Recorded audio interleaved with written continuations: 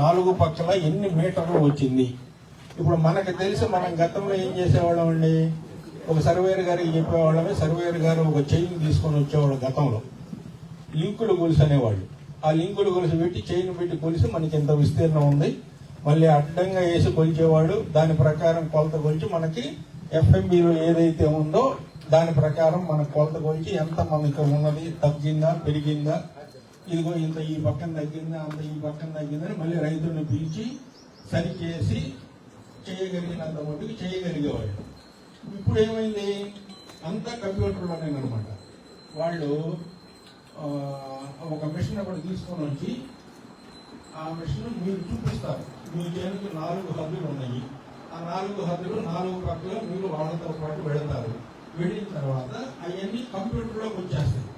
మనకి అక్కడ ఏం కనపడదు. అంటే కనపడే కానీ విస్తీర్ణం అనేది అక్కడికి తెలియదు. తర్వాత వాళ్ళు వచ్చి ఆఫీస్లో వచ్చి కూర్చొని చేస్తేనే కానీ మనకు విస్తీర్ణాలు తెలుస్తాయి. కాబట్టి మీరు మీ 4 హద్దులు కరెక్ట్గా చూపించాలి. సపోజ్ ఇప్పుడు మనకు ఉంది, మన గ్రామంలో 3,400 ఎకరాల చిల్లర వ్యవసాయ భూమి ఉంది. ఒక 120 ఎకరాలు దాదాపు గవర్నమెంట్ ల్యాండ్ ఉంది. ఆ గవర్నమెంట్ ల్యాండ్ పోను మన రైతులకు ఏదైతే విస్తీర్ణం ఉందో ఆ విస్తీర్ణాన్ని మీరు దగ్గర ఉండి, ఇప్పుడు మనకు వ్యవసాయం చేస్తున్న రైతులు చాలా మంది తగ్గిపోయారు. కౌలుకు చేసేవాళ్ళు ఉన్నారు. కౌలు రైతులైనా కానీ అతని పర్మిషన్ తీసుకుంటారు మా వాళ్ళు.